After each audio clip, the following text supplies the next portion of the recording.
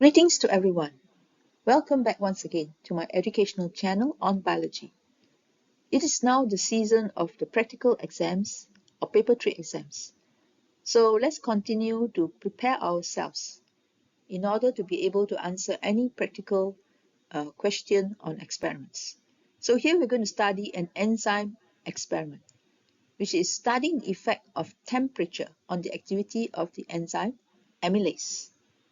So to change the temperature, we're going to use water baths at different temperatures, such as 20 degrees Celsius, 30, 40, and then 60 degrees Celsius, right? So we are going to study the activity of the enzyme amylase by determining the time that is taken for the hydrolysis of starch to be completed. And we'll use the iodine test to test for the presence of starch in the mixture of amylase and starch. So let's find out more about this experiment. So the experiment is activity 5.1, studying the effect of temperature on the activity of amylase enzyme. Here our manipulated variable is what? It is the temperature, okay, the effect of temperature. So temperature is the variable that is manipulated. And then the responding variable is the activity of the enzyme amylase, okay? So I will just give you a brief outline first of this experiment. The main reaction that occurs here is starch plus water. With the action of amylase, the starch is broken down into maltose. Alright? So in this experiment, we must mix the starch together with the amylase. Starch is the substrate, amylase is the enzyme. Okay, so mix it in a test tube, and then after that, now it is at the test tube is placed in a water bath at a specific temperature, like 20 degrees Celsius or 30 degrees Celsius, and so forth. So let's say it's at 20 degrees Celsius, all right? So after that, every 30 minutes, you have to take out a sample of this mixture here, mixture of starch and amylase, and test for the presence of starch, okay? So you must get ready a white grooved tile with many grooves where you place the iodine solution. You prepare that ahead of time first. So once you have started the reaction, you must quickly take out the sample of the mixture and test for the presence of starch. So here we can see that in these three grooves, the color is blue-black, okay, meaning that starch is still present in the mixture and the reaction is not completed, okay? So as you can see here in this flow chart, in the mixture of starch and amylase, if the starch is still present, it will react with the iodine solution and will form a blue-black color. It will produce a blue-black color.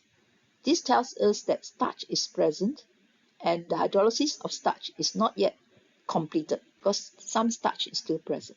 If the hydrolysis of starch is completed, there will be no more starch because all the starch will be converted or hydrolyzed to form maltose, okay? So after some time, maybe all the starch is converted into maltose, and then when you test for the presence of starch, use the iodine test to test for the presence of starch, you will find that, like for this case here, you have dropped the mixture onto the iodine solution, and then you find that it remains brownish yellow. Now this shows that there's no more starch left in the mixture because all the starch has been converted to maltose, okay? So maltose doesn't produce a blue-black color with iodine, all right? So this shows you that the hydrolysis of starch is completed as all the starch has disappeared, okay? It's no longer there. So find out the time taken for the hydrolysis of starch to be completed by counting the number of blue, the blue color grooves, okay? And then also the final one, where there's no more change in the iodine solution. There's no more blue-black color. So for example, here, if you have one blue color here, two blue black color, three blue black color, and then the fourth one is already brownish yellow, it means that it's how many minutes? What's the time taken for the hydrolysis of starch to be completed? Okay, the first one is 0 minute, 0 seconds. Okay, and then the second groove is at 30 seconds. You do the test. The third groove, still blue black, so this is at 1 minute, right? And then this fourth one, when the iodine solution remains brownish yellow, this is at 1 minute 30 seconds. So the time taken for the hydrolysis of starch to be completed is 1 minute 30 seconds, right? Now, after that, you calculate the rate of reaction by using this formula, 1 per T, okay? So if the time taken is 1 minute 30 seconds, you have to convert that all to minutes. It will be 1.5 minutes, okay? So 1 over 1.5 minutes, that will be your rate of reaction.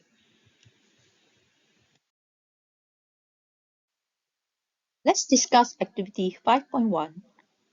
The objective is studying the effect of temperature on the activity of amylase enzyme. So here our manipulated variable is the temperature, the effect of the MV, okay, on the RV. And now RV is the activity of amylase enzyme. So when you see the word the effect of something, that something is the MV. Now the problem statement is actually a question that contains the MV and the RV in a question format. So what is the effect of temperature on the reaction rate of amylase enzyme? And you must have a question mark at the end, right? So here we can see our MV, temperature, and the RV is the activity of amylase enzyme, or more specifically, it is the reaction rate of amylase. Hypothesis. So the hypothesis will link the MV and the RV together in a relationship. Now, an increase in temperature increases the reaction rate of amylase enzyme up to the optimum temperature. Now, for humans, the optimum temperature is 37 degrees Celsius, okay, for enzymes. So the reaction rate of the enzyme decreases after the optimum temperature. In other words, our hypothesis can also sound like this. As the temperature increases, the reaction rate of amylase enzyme also increases up to the optimum temperature. Okay? And then the reaction rate of an enzyme decreases after the optimum temperature. So you can use the format as temperature increases, the reaction rate of amylase increases up to the optimum temperature. Variables. Your manipulated variable is the temperature, and your responding variable is the reaction rate of amylase enzyme. So this is your main RV, which is found in the objective. All right, the reaction rate of amylase enzyme, or the activity of amylase enzyme. But in the lab, when we carry out the experiment, we are measuring the time taken for the starch and amylase mixture to remain brownish yellow, to first remain brownish yellow. So this becomes your sub-RV, which is also the operational RV, or the RV that we measure in the experiment in the lab. And from this sub-RV, we will determine the main RV, which is the reaction rate, or rate of reaction of amylase enzyme. Now, by the way, the sub-RV can also be written as time taken for the hydrolysis of starch to be completed.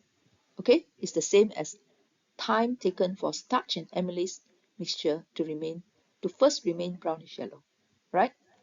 So these two are the same. The time taken for the hydrolysis of starch to be completed, and the time taken for starch and amylase mixture to first remain brownish yellow.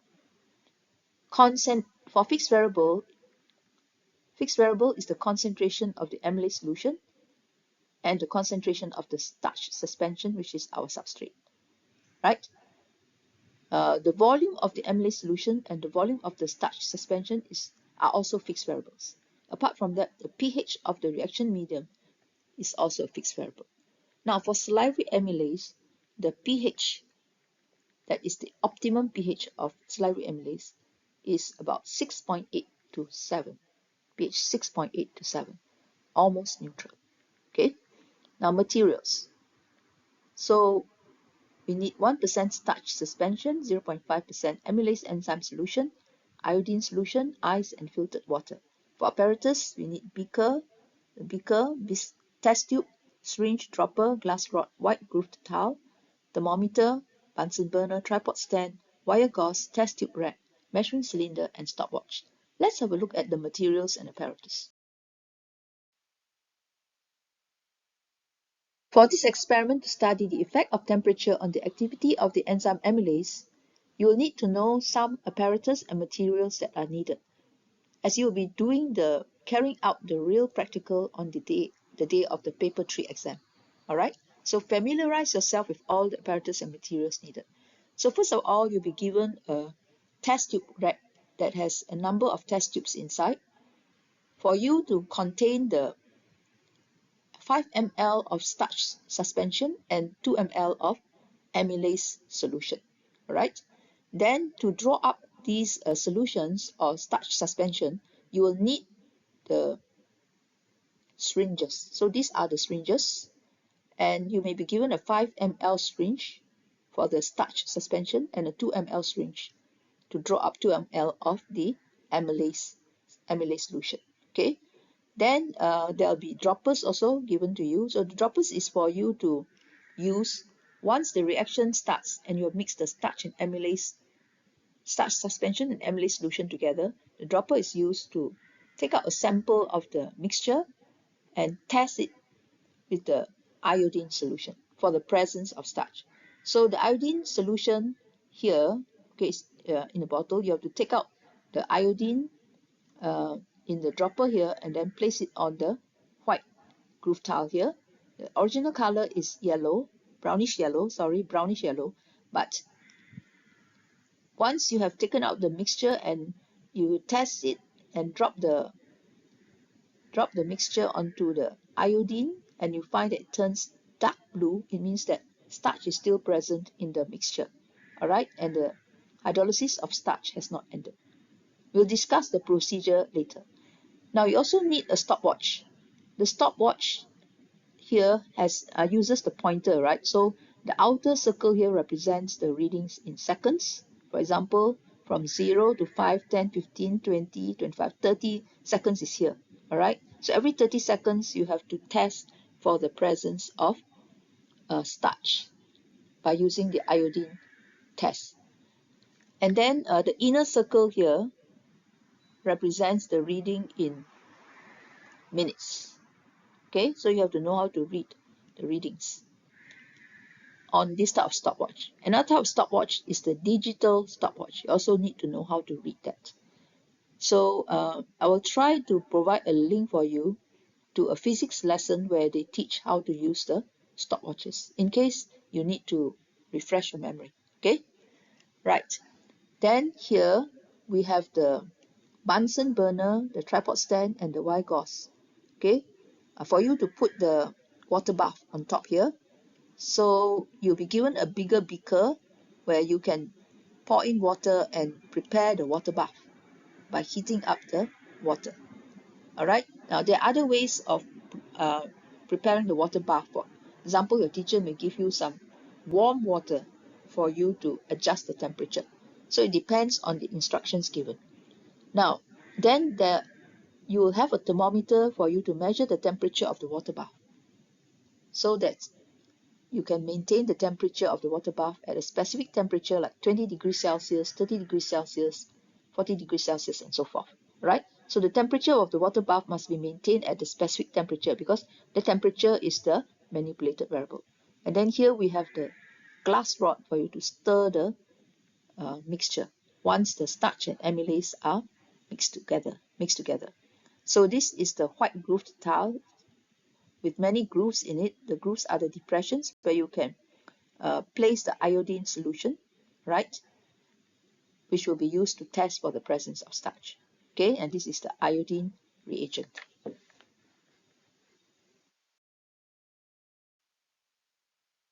Here is a very good chart or diagram to help you remember how to carry out this experiment. that is to study the effect of temperature on the activity of amylase. Okay, so first of all, we have to prepare the water bath, the starch suspension in the test tube, and the amylase solution in the test tube. Okay, altogether there are 5 steps. So this is the first step. Now, first of all, using a syringe, put 5 ml of 1% starch suspension into a test tube. Okay, and label it A1. Then, using another syringe, put 2 ml amylase enzyme solution in the test tube labeled A2. Okay. Then next, put the 2 test tubes A1 and A2 in the water bath.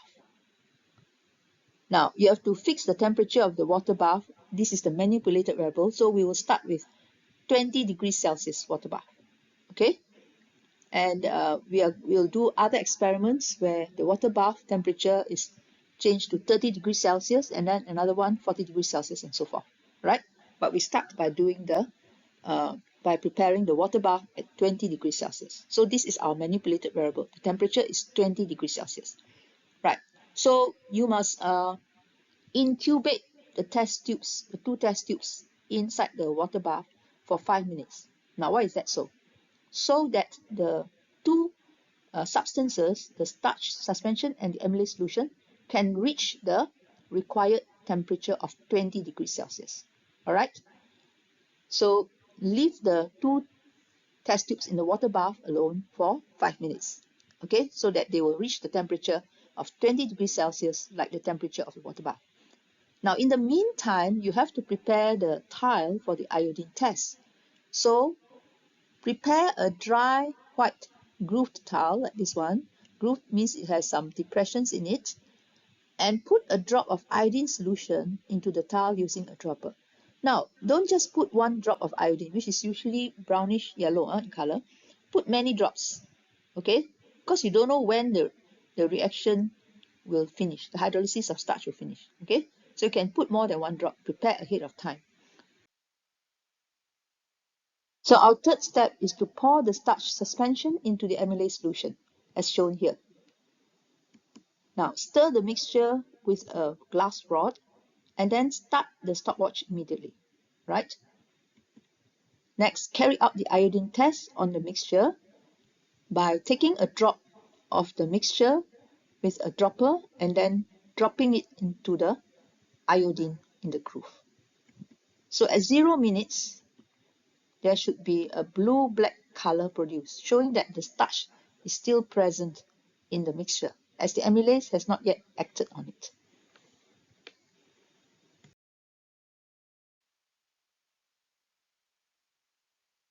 So steps 4 and 5, these are from the previous slide just now. And you can see here that at 0 minutes, the iodine test was carried out and it was found that it is blue-black to denote the presence of starch. The starch is still present in the mixture. It has not yet been broken down by the amylase. So every 30 seconds, we have to carry out the iodine test on the mixture. All right, by taking a sample or a drop from the mixture in the water bath and then dropping it onto the tile and then observing the color. All right, if it is still blue-black, it means that the reaction is not completed. The hydrolysis of starch is not yet completed as the starch is present in the mixture. So here you can see the end result for this sample answer. Okay, now at 0 minutes is blue-black. Then at 30 seconds, okay, 0 seconds and then 30 seconds is still blue-black. 1 minute still blue-black. 1 minute 30 seconds blue-black. Okay, 2 minutes blue-black. And here we see at 2 minutes 30 seconds it starts to turn pale a bit. There's still some blue-black coloration, meaning there's a bit of starch left, right? So this is a warning to us already. It's going to finish. The reaction is going to finish. And at 3 minutes, you see that in the iodine test, the iodine solution remains the same color as before, which is brownish yellow. This shows that there's no longer starch present in the mixture, okay, and that all the starch has been hydrolyzed. So this is the time taken for the hydrolysis of starch to be completed. So you need to count how many blue-black color results there are. All right. So 0 minute, 30 seconds, 1 minute, 1 minute, 30 seconds, 2 minutes, 2 minutes, 30 seconds, and then this is the at 3 minutes. So at 3 minutes, the hydrolysis of starch was completed for the water bath at a temperature of 20 degrees Celsius. Okay, in this case. Now, so you repeat the same steps starting from the beginning, as we have seen in the previous slide, for each pair of test tubes. So B1 contains the starch suspension, B2 contains the amylase solution, and we repeat the same steps, but this time the water bath is changed to, the temperature of the water bath is changed to 30 degrees Celsius. Okay, so repeat the same experiment and find out the time taken for the hydrolysis of starch to be completed. And then C1 and C2 is for the water bath at temperature of 40 degrees Celsius. Okay, then the next pair of test tubes containing the starch suspension and amylase solution will be placed in the water bath at 50 degrees Celsius, and lastly 60 degrees Celsius. Right? So record all the results in the table.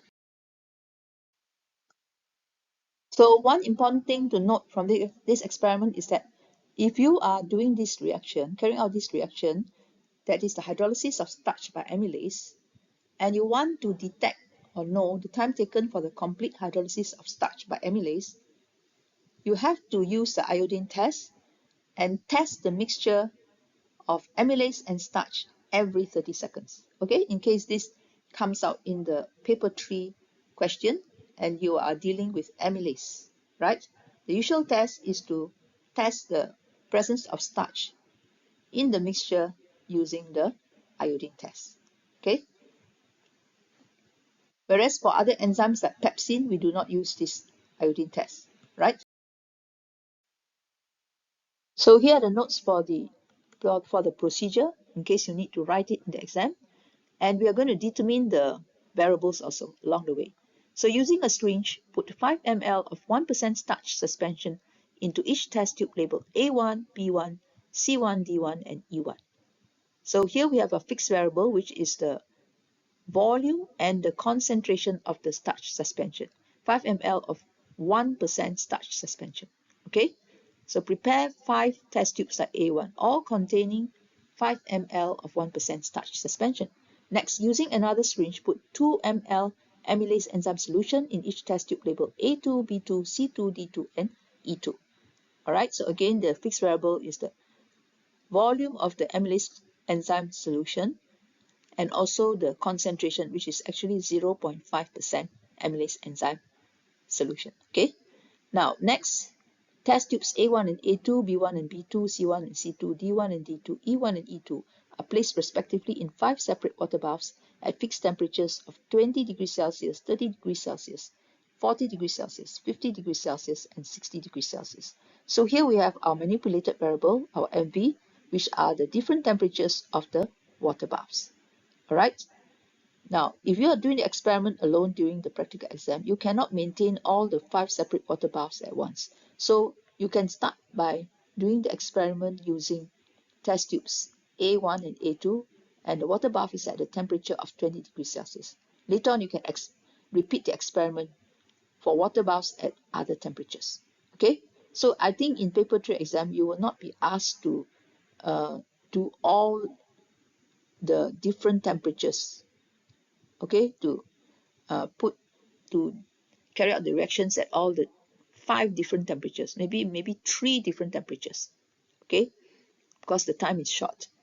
Anyway, let's concentrate on test tubes A1, A2, and the water bath at 20 degrees Celsius. Okay, so incubate the test tubes A1 and A2 in the water bath, immerse them in the water bath, and the temperature is at 20 degrees Celsius. So leave them there in the water bath for 5 minutes so that the temperature of the starch suspension in A1 and the enzyme amylase solution in A2 can reach the temperature of the water bath before starting the reaction.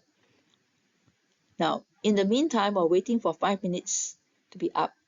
Prepare a dry white groove tile and put a drop of iodine solution into the tile using a dropper. Okay, so don't just prepare one drop of iodine solution.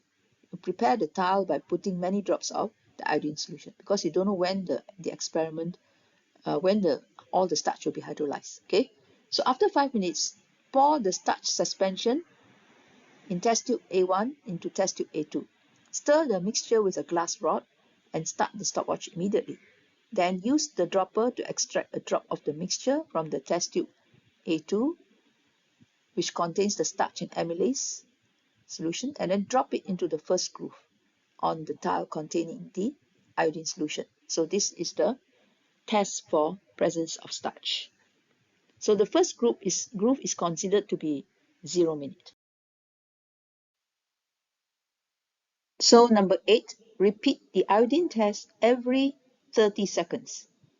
Now there's a mistake in some book, all right, which says 30 minutes. It's not 30 minutes, it should be 30 seconds. Okay. Next, rinse the dropper with water from the beaker after each sampling. Okay. So here we see at 0 seconds, we have already done the first iodine test at the beginning of the experiment, and then the next test is done 30 seconds later, not 30 minutes, 30 seconds. So you drop the mixture again onto the iodine solution in the tile. Okay, and again we get the blue-black color. So continue until the mixture remains brownish yellow for the first time. That is when the hydrolysis of starch is completed. Okay, so after every sampling, after every test here, you must quickly rinse the dropper with water, either from the same beaker, that is the water bath, or you can use a different beaker of water. Okay, but you have to do it quickly, because in another 30 seconds you have to test again for the presence of starch using the iodine test. Okay, so this is an important precaution, to always rinse the dropper after each sampling or after each iodine test. Now next, record the time taken to complete the hydrolysis of starch, that is, the time when the mixture first remains brownish yellow in color. So this time is called T, and remains brownish yellow in color when tested with the iodine solution. So this is the sub-RV. That means the RV that we determine in the experiment. Okay, and from the sub-RV, we can calculate the main RV, which is the rate of reaction of the enzyme amylase. Okay, so here take note that the time taken to complete the hydrolysis of starch, it's T, and the time when the mixture remains brownish yellow in color is also T. It's the same thing. All right. So some books will use the RV. It will state the RV as the time taken to complete the hydrolysis of starch. Others will use this, the time taken, the time when the mixture starts to remain brownish yellow in color. The first time it remains brownish yellow in color. Okay. So both are the same RV actually. It's the sub-RV in this experiment. Now keep all the test tubes immersed in the respective water baths throughout the experiment, and then repeat steps 5 to 9 for each pair of the test tubes. So just now we have tested and we have measured or determined the rate of reaction or the time taken for the complete hydrolysis of starch for water bath at 20 degrees Celsius. So next you change the water bath temperature to 30 degrees Celsius, and then you do the experiment using the starch solution, starch suspension in test tube B1 and the amylase solution in test tube B2. Okay. Then for the pairs of test tube C1 and C2, we use the water bath at 40 degrees Celsius to run the experiment. Then D1 and D2 is for water bath at 50 degrees Celsius, E1 and E2 for water bath at 60 degrees Celsius. So in all these cases, determine the time when the mixture starts to remain brownish yellow in color. That is the time taken to complete the hydrolysis of starch. Now next, record your results. That is the time taken for the hydrolysis of starch to be completed, T minutes, in a table as shown here. Okay, time taken for hydrolysis of starch to be completed, T. unit is minutes. Next, calculate the rate of reaction of the enzyme amylase as 1 per T per minute. Okay, so the rate of reaction is 1 per T, and the unit is minutes, per minute, sorry, per minutes, 1 over minutes. So why is the rate of reaction 1 per T? Now, as you can see here, now if the time taken for the hydrolysis of starch to be completed decreases, that means it's a shorter time, the value is smaller, the rate of reaction actually is higher, it increases. That's why the time taken for the hydrolysis of starch is shorter. Thus, the rate of reaction is actually inversely proportional to the time. Okay, that's why rate of reaction ROR equals to 1 per T, and the unit is per minutes.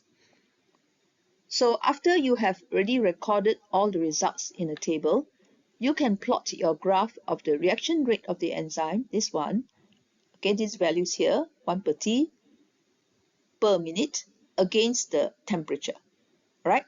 So if you look at the table that you have drawn up, it should have the MV on the left-hand side, which is temperature, such as 20 degrees, 30 degrees, 40, 50, and 60 degrees. And your sub-RV, which is the operational RV that we measure in this experiment, is the second column, okay? Time taken for the hydrolysis of starch to be completed, which is T in minutes. And from there, you calculate your main RV, that is 1 per T. And this is the rate of reaction of the enzyme amylase at different temperatures. All right?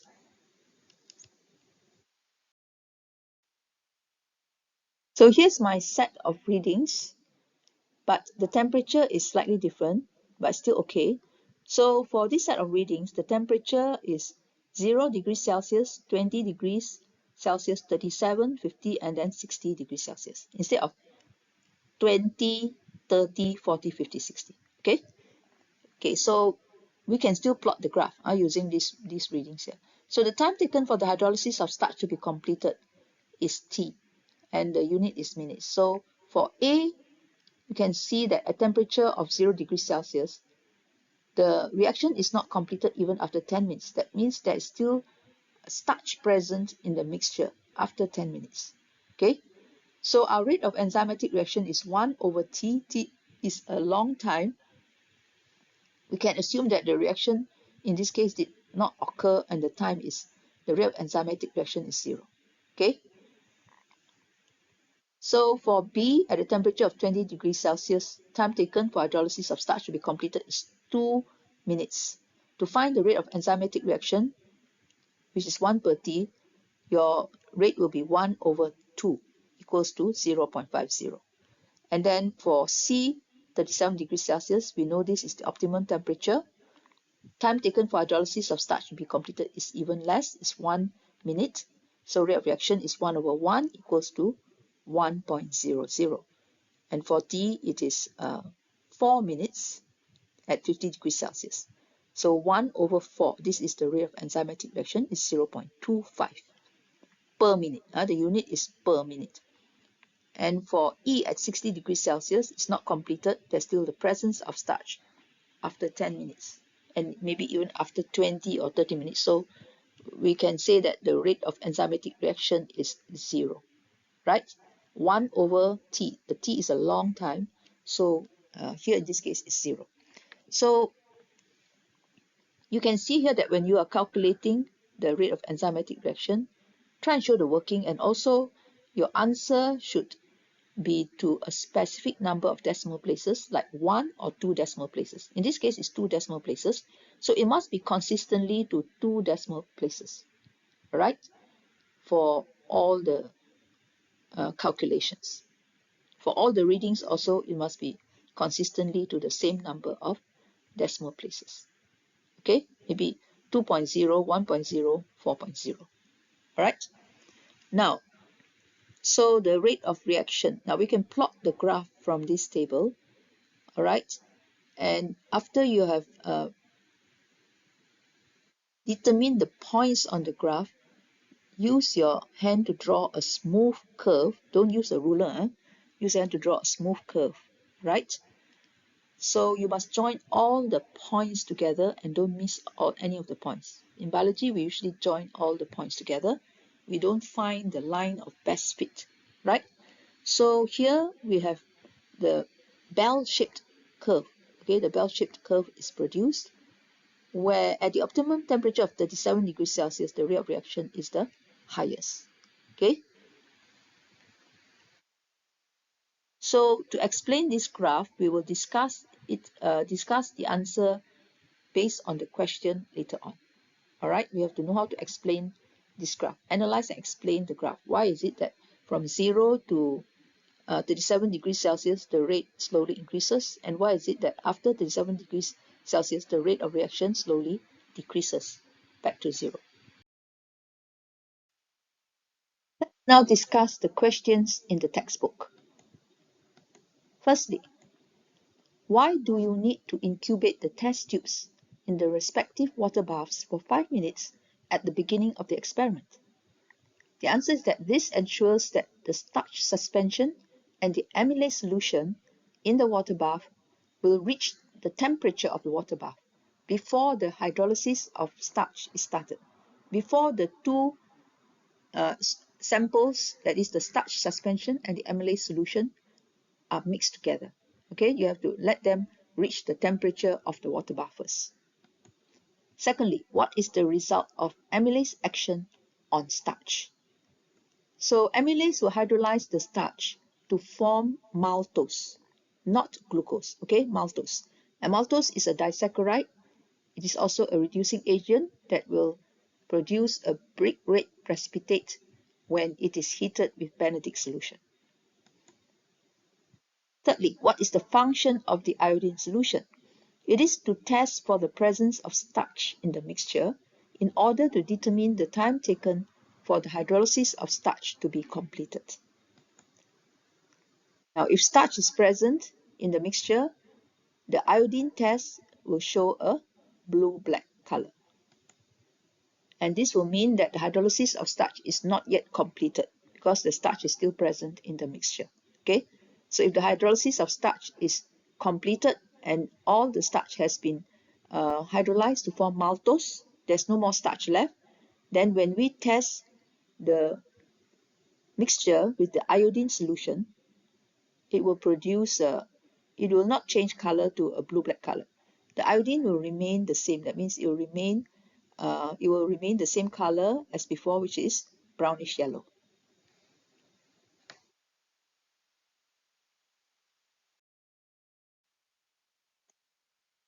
So the fourth question is very important, is the analysis of the graph, and you may need to know this for the paper 3 question, okay? Because you may be asked to analyze the graph. So based on the drawn graph, explain the effect of temperature on the rate of enzyme activity, okay? Now at lower temperatures like 10 degrees Celsius, the rate of enzymatic reaction or the activity is low. Why? Because the enzyme amylase is inactive, it has less kinetic energy, and same too for the starch molecules, which are the substrates, okay, which is the substrate. It has low kinetic energy at low temperatures. So there will be less collisions between the enzyme and the starch molecules and less reactions. Then at the optimum temperature of 37 degrees Celsius, the rate of enzymatic reaction is the highest, okay, at this point here. All right, because the amylase enzyme is now more active or most active, it has a lot of kinetic energy, and so do the substrate molecules, the starch molecules.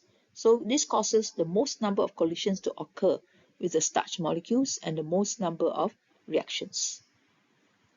So from the lower temperatures to the optimum temperature, the rate will slowly increase as the enzyme becomes more and more active. Okay. Then at higher temperatures like 50 and 60 degrees Celsius, the rate of enzymatic reaction decreases again. It is low because the enzyme amylase is denatured. What does it mean by that? Chemical bonds in the enzyme molecules break due to the heat, okay, the high heat, and the active sites will then change shape, so they can no longer bind to the substrate, okay. So if the active sites change shape, the substrate cannot fit into the active sites anymore, so there's no more reaction. Okay.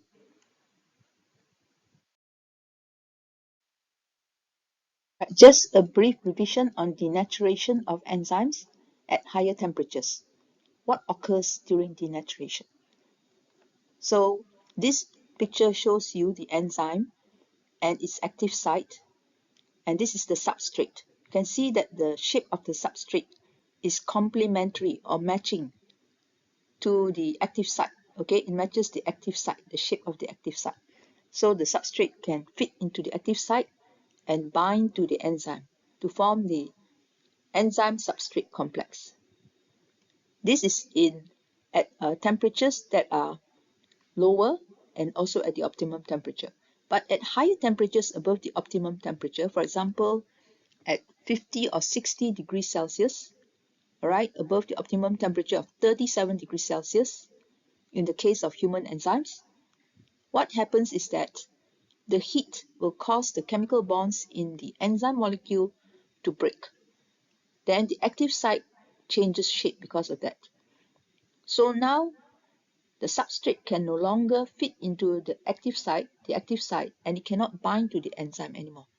So there will be no reaction in this case, right? So the rate of reaction will decrease.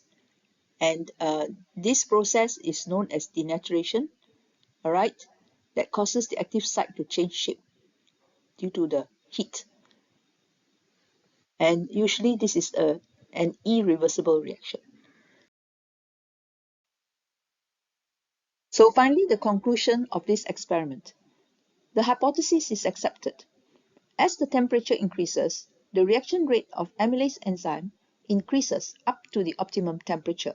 For human enzymes, the optimum temperature is 37 degrees Celsius. So this word reaction rate and rate of reaction is the same thing. Okay? So as temperature increases, the reaction rate of amylase enzyme increases, but only up to the optimum temperature of 37 degrees Celsius. Then the reaction rate of an enzyme decreases after the optimum temperature. All right, so the reaction rate will decrease again after the optimum temperature, after the peak. Right, that's all for this lesson. Thanks for viewing, and please do share, like, and subscribe. In the next video, I will try to give you a sample of a paper 3 question related to the amylase enzyme. And we also discuss the effect of pH on the rate of reaction of pepsin, another enzyme. So all these are important experiments that may be asked in the SPM.